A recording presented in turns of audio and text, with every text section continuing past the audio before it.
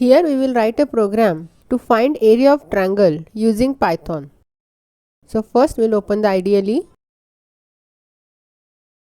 Then we'll add new file, and in comment line we'll write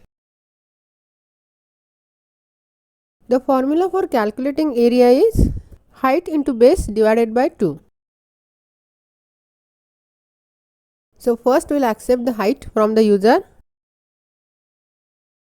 We will convert it to integer and we will use input function, enter height of triangle. Then we will accept base of the triangle. In B we will accept it, and then we will calculate the area. So area equal to h into b divided by 2, and then we will print the area with print function.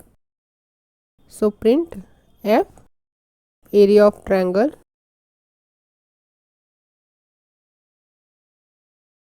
Then we will save it as area of triangle dot py, and then we will execute it. It will ask to enter the height of the triangle. I will give 6. Base of a triangle I will give 5. Then area of triangle is 15. Since the formula for calculating area is height into base divided by 2,